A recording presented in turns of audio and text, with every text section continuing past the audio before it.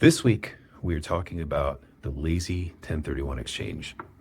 But before we kind of get into that, we'll just run through what a normal 1031 exchange is. And a normal 1031 exchange is it's basically a way where you can sell a property and move the proceeds from that sale into another property and not have to pay tax on that gain. And it doesn't necessarily eliminate taxes. What it does is you're kind of kicking the tax can down the road because you're moving the gain into another property. So if you sell that other property later on, you could have a gain there. So what a now the thing about these 1031s is that they're awesome because you kind of can continue doing that. You can kind of just keep doing that strategy the rest of your life if you wanted to.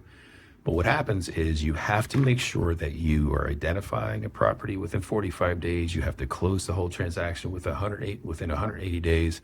You have to move the money to what's called a qualified intermediary. You can't really touch it, or otherwise it could contaminate the whole deal. And those things oftentimes are not done properly. So what happens if, just suppose in January, you sell a property and you forget to do any of these things? Like you didn't plan for it, you didn't use a QI, you didn't identify a property soon enough, you didn't close the transaction soon enough. What happens? Am I going to get stuck with that tax bill? Maybe.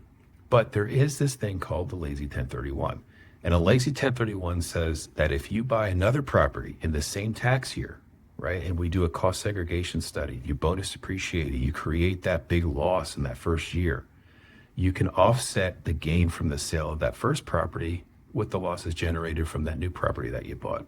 Now, again, it has to be in the same tax year, and it's not a magic wand where you're getting rid of taxes, because later on, if you sell that second property down the road, you're going to have depreciation recapture issues, right? So we'll get into that in another video. But this is a way that if you kind of miss all the hoops that you have to jump through a traditional 1031, you still can kind of help alleviate the tax bite by using the lazy 1031. Now, again, these are informational, educational. These are just so you know that these things exist. Please talk to your tax advisor to make sure that these things are, number one, done properly. Number two, will actually benefit you. And that takes a little bit of strategy. So if you need help, let's talk. Talk soon.